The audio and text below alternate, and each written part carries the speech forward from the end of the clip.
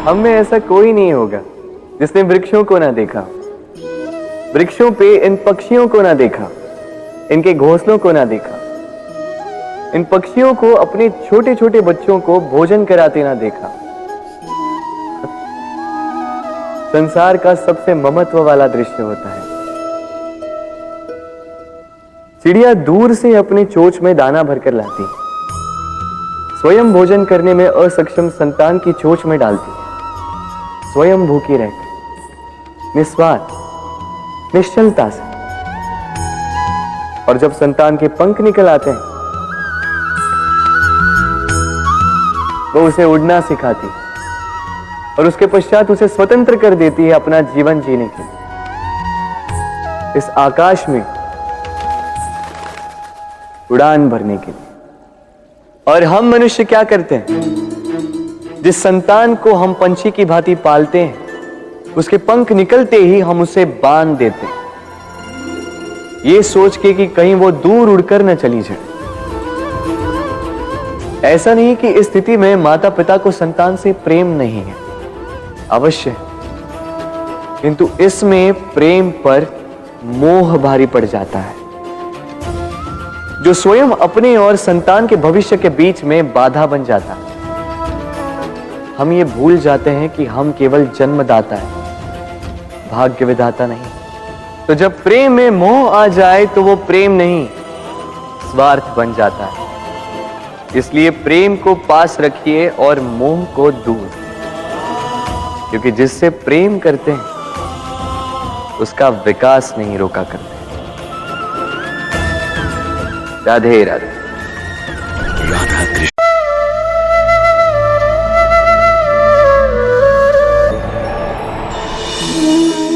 प्रेम संसार का सबसे पवित्र बंधन है, पर सच पूछो तो ये बंधन से मुक्ति है, स्वतंत्रता है।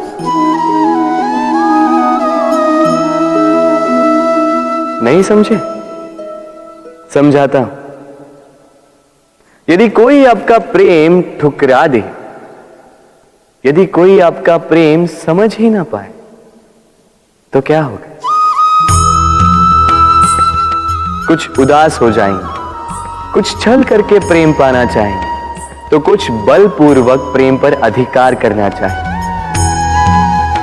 किंतु यह आवश्यक नहीं कि जिससे आप प्रेम करते हो उसे भी आपसे प्रेम, क्योंकि प्रेम कोई वस्तु नहीं है, न राज्य है, न धन जिसे आप बल से अपने वश में कर सको। प्रेम वो शक्ति है जो आपके लिए हर बंधन तोड़ सकती है, किंतु स्वयं किसी बंधन में नहीं फंसती।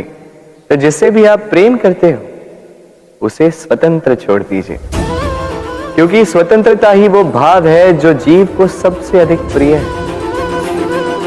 प्रेम सच्चा होगा तो उसे अवश्य समझ में आए। तब तक के लिए निस्वार्थ भाव से प्रेम कीजिए, स्वार्थ हट जाएगा तो प्रेम आ ही जाएगा और मन प्रसन्न होकर बोलेगा राधे राधे। राधा कृष्ण सोमवार से शनिवार रात 9 बजे स्टार भारत और हॉटस्टार पर।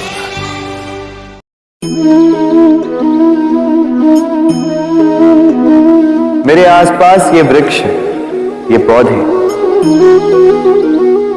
ये पुष्प देख रहे हैं आप? है ना सुंदर? क्योंकि आपने इन्हें देखा है। इसी प्रकार जब प्रेम की बात आती है, लोग किसी का मुख स्मरण कर लेते हैं। ऐसी आंखें, वैसी मुस्कान, तिरछी भ्रूकुटी, घने केश, पर क्या यही प्रेम का अस्तित्व है? नहीं, ये उस शरीर का अस्तित्व है जिसे हमारी आंखों ने देखा और हमने स्वीकार कर लिया। परंतु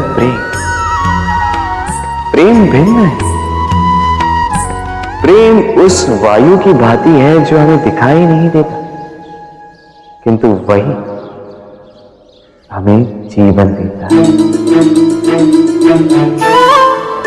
संसार किसी स्त्री को कुरूप कह सकता है, क्योंकि वो उसे अपनी तन की आंखों से देखता है, परंतु संतान उसी माता को, संसार में सबसे सुंदर समझती है, क्योंकि वो भाव से जुड़े, तन की आंखों से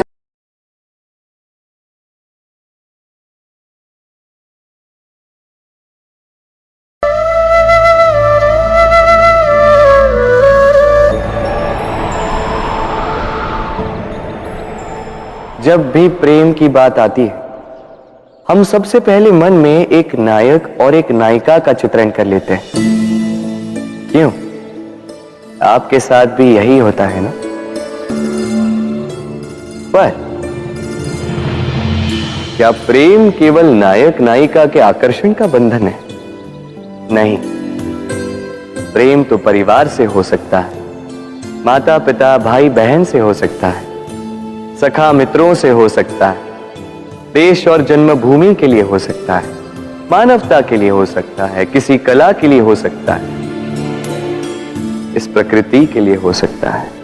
पर प्रेम कभी उस पन्ने पर लिखा ही नहीं जा सकता जिस पर पहले ही बहुत कुछ लिखा हो। जैसे एक भरी मटकी में और पानी आ ही नहीं सकता।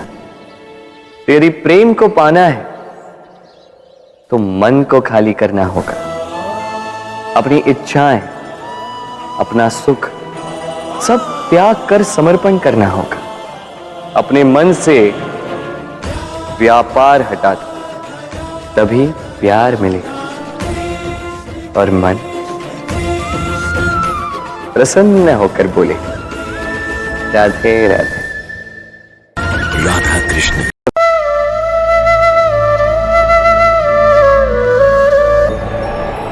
प्रेम प्रेम विधाता की सबसे सुंदर कृति है, परंतु हर कृति को संभालना पड़ता है। अब इसी मूर्ति को देख लीजिए। जब कलाकार ने इसे रचा तब ये बहुत सुंदर थी, परंतु इसके पश्चात इसे संभाला नहीं गया। इसके स्वामी ने इसके देखभाल का कर्तव्य ठीक से नहीं निभाया और अब यह मूर्ति असुंदर लगने लगी। इसी प्रकार केवल कह देने से प्रेम नहीं हो जाता। इसके लिए आपको अपने कर्तव्यों को पूर्ण करना होगा। तो देश की रक्षा, परिवार और संबंधियों की सुरक्षा, संतान को संस्कार, जीवन साथी का आभार, ये कर्तव्य जब तक नहीं निभाओगे प्रेम से दूर होते जाओगे। तो यदि प्रेम का अमृत पाना है तो कर्तव्य की अंजलि बनानी होगी और मन से कहना होगा राधे राधे। राधा कृष्ण, सोमवार से शनिवार रात